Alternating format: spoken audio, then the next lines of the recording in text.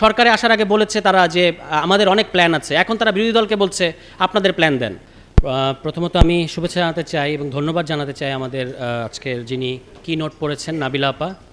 আমরা খুব অল্প সময় তাকে দিয়েছিলাম এবং তাকে যখন আমরা বলেছি যে এই বিষয়টা তো আপনি অনেক দিন ধরে কাজ করছেন, এখন সরকার একটা খসড়া আইন করেছে এই গুম কমিশন এবং মানবাধিকার কমিশনের ব্যাপারে, এটা নিয়ে আমরা একটা আলোচনা আয়োজন করতে চাই এবং সেখানে আপনি কি নোট স্পিকার হিসেবে আমরা আপনাকে ভাবছি এবং উনি সাথে সাথে রেসপন্স করেছেন, এটা ওনার দায়বদ্ধতার জায়গা থেকে, সেটা আমরা জানি। এজন্য আমরা সংস্কার বাস্তবায়ন কমিটির পক্ষ থেকে এবং এনসিবির পক্ষ থেকে তার প্রতি কৃতজ্ঞ অবশ্যই।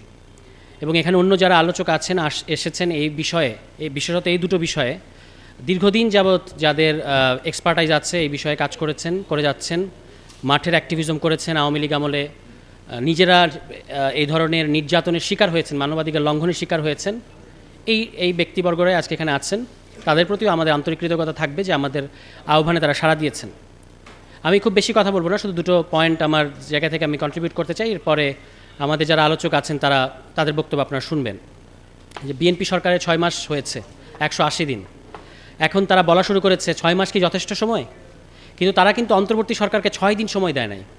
এমনকি অন্তর্বর্তী সরকার গঠিত হওয়ার আগে, এটা বাংলাদেশ ইতিহাস, আপনি আরও যখন আমরা সামনের দিকে যাব এটা কালো একটা ব্যাপার, একটা ব্ল্যাক স্পট হিসেবে থাকবে যে সরকার গঠন করার আগে বাংলাদেশের সবচেয়ে বড় রাজনৈতিক দল নির্বাচনের দাবিতে, তখন দেশে একটা টালমাটাল পরিস্থিতি, নির্বাচনের দাবিতে তারা সমাবেশ করেছে। তো যারা 6 দিন সময় দেয় নাই, তখন অন্তর্বর্তী সরকার একটা দুর্বল সরকার ছিল, যার লাভের গুড় সবাই খেয়েছে কিন্তু যার দায়িত্ব বা যার দায় কেউ নিতে চাচ্ছে না অন্তর্বর্তী সরকারের, সেই সরকারকে তারা 6 দিন সময় দেয় নাই। শত শত ভুতুরে আন্দোলন তাদের পৃষ্ঠপোষকতায় এবং উস্কানিতে হয়েছে, এটা আমরা সবাই জানি। যমুনার সামনে, শাহবাগে দিনের পর দিন ব্লক করে রাখা, এমনকি প্রশাসনের ভিতরে, জনপ্রশাসন এবং এনবিআরের কথা বিশেষত আমি বলতে চাই। আজকে দেখবেন যে আমাদের মাননীয় প্রধানমন্ত্রী সম্ভবত তাদের কোনো আলোচনায় গেছেন কিনা, ওনাদের কোনো আলোচনায় ছিলেন হয়তো, উনি বলেছেন অন্তর্বর্তী সরকারে আমাদের দুঃখজনক ঘটনা ঘটেছে এনবিআরে। তো এখন কথাটা হচ্ছে যে এই দুঃখজনক ঘটনাটা তো আপনারা উস্কানি দিয়ে ঘটিয়েছেন, আপনারা তখন সংস্কার করতে দেন না এনবিআরকে, আপনারা তখন জনপ্রশাসন সংস্কারের বিরুদ্ধে দাঁড়িয়েছেন, ব্যাংক রেজলিউশন অ্যাক্ট আপনারা পাশ করতে দেন নাই, কিংবা পরে একটা বিতর্কিত ধারা যুক্ত করেছেন, এবং এই কারণে আপনারা আইএমএফের লোন পান নাই। আইএমএফের সামিটে অর্থমন্ত্রী গিয়েছিলেন এবং তার দলবল নিয়ে গিয়েছিলেন, উনি ফেরত এসেছেন শূন্য হাতে। সিম্পলি আইএমএফ খুব ক্যাটাগরিক্যালি বলেছিল যে আপনারা এনবিআর সংস্কার করেন নাই, মানে পৃথকীকরণটা নিশ্চিত করছেন না, এবং ব্যাংক রেজলিউশন অ্যাক্ট আপনারা যেহেতু এরকম একটা কালো কানুন ঢুকিয়ে দিয়েছেন যেখানে বিতর্কিত এবং ডিফল্টার যে সমস্ত প্রতিষ্ঠান আছে তারা আবার মালিকানা ফেরত পাবে, কাজে আমরা আপনাদেরকে ঋণ দেব না। এবং তারা কিন্তু ঋণ না পেয়ে ফেরত এসেছে। এবং বাজেটের আগে পরে অর্থমন্ত্রীর কথার তুবড়িতে কিন্তু আমরা থাকতে পারি নাই। 1.5 কোটি কর্মসংস্থান হবে, স্মার্ট ইকোনমি হবে, এই হবে সেই হবে। এখন দেখেন উনি একেবারে চুপসে হয়ে গেছেন, কারণ উনি বুঝতে পারছেন যে উনাদের ভুল পলিসির কারণে আজকে যে অর্থনৈতিক সংকট সহ অন্যান্য সংকট তৈরি হয়েছে, এটা অন্যরা যতই বলুক উত্তরাধিকার সূত্রে এটা তারা নাকি পেয়েছে, কিন্তু উনি খুব ভালো করেই জানেন যেহেতু উনার ব্যর্থতার ইতিহাসটা অনেক পুরনো। মানে এখন যিনি অর্থমন্ত্রী, তিনি 2001-06 সালে ওই সরকারের বাণিজ্যমন্ত্রী ছিলেন এবং সিন্ডিকেট সহ বিভিন্ন অপকর্ম এবং দুর্নীতির মধ্যে এমনভাবে তার মন্ত্রণালয় জড়িয়ে গিয়েছিল যে তাকে কিন্তু বেগম খালেদা জিয়া, তৎকালীন প্রধানমন্ত্রী এবং দেশনেত্রী, তিনি কিন্তু মেয়াদ পূর্ণ করতে দেন নাই, তাকে পদত্যাগ করতে হয়েছিল এই তৎকালীন বাণিজ্যমন্ত্রীকে। তো ওই পরীক্ষিত ফেইলিয়র আজকে অর্থমন্ত্রী, পরীক্ষিত ফেইলিয়র তৎকালীন বিদ্যুৎ প্রতিমন্ত্রী, আজকে বিদ্যুৎ মন্ত্রী। তো তাদের দিয়ে বিএনপি 20 বছরে this is plan, I have a plan, this is BNP's plan. সরকারে আসার আগে বলেছে তারা যে আমাদের অনেক প্ল্যান আছে, এখন তারা বিরোধী দলকে বলছে আপনাদের প্ল্যান দেন।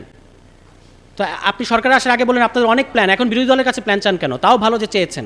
এনিওয়ে, এখন এই টপিকে আমি বলি যে এটা অলরেডি ওনারা তো এই বিষয়ে বিশেষজ্ঞ ব্যক্তি ওনারা বলেছেন। একটা খুব সিম্পল জিনিস হচ্ছে, এই আইনটা যদি আপনারা পড়ে দেখেন যেহেতু গুম হয়েছে কি হয় নাই এটা ফয়সালা করবে পুলিশ এবং আইনশৃঙ্খলা বাহিনী। ওই খসড়া আইনেই তারা স্বীকার করছে যে এই সরকারি বাহিনীগুলোই কিন্তু এই ধরনের সম্ভাব্য গুমের সাথে জড়িত থাকে এবং তারাই ঠিক করবে গুম হয়েছে কি হয় নাই।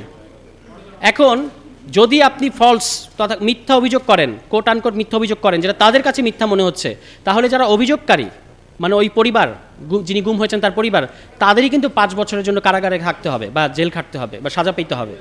এরকম মানে আপনি যিনি ভিকটিম, যারা গুমের ভিকটিম, তাদেরকে উল্টো শায়েস্তা করার একটা রাস্তা ওনারা করেছেন। এভাবেই মানে বিএনপির পরিকল্পনা এগিয়ে যাচ্ছে। 31 দফার কথা তারা খুব বড়সড় করে বলেছে, তারা 31 দফা বাস্তবায়ন করবে। এখন দেখবেন মাননীয় স্বরাষ্ট্রমন্ত্রী সরাসরি 32 দফা 33 দফায় চলে গেছেন। ওনারা যে ফেল করছেন, ওনারা যে পাশ করতে পারছেন না, এটা সবচেয়ে ভালো জানেন মাননীয় স্বরাষ্ট্রমন্ত্রী। এ কারণে উনি দেখবেন 31 দফার কোনো খবর নাই, উনি বলছেন আমরা 32 নম্বর দফা বাস্তবায়ন করে ফেলেছি, আমরা 33 নম্বর দফা বাস্তবায়ন করে ফেলেছি। মানে পাশ করার একটা উদগ্র বাসনা কিন্তু তাদের মধ্যে আছে, কারণ ওনারা তো জানেন যে ওনারা পাশ করতে পারছেন না। এখন ভাই আগে আপনারা 31 দফা বাস্তবায়ন করেন, পরে 32 আর 33 নম্বরের কথা বললেন। 31 দফা তো বাস্তবায়ন করতে পারছেন না, 31 দফা রফা করে দিয়ে এখন ওনারা 32 নম্বর দফার দিকে ছুটেছেন।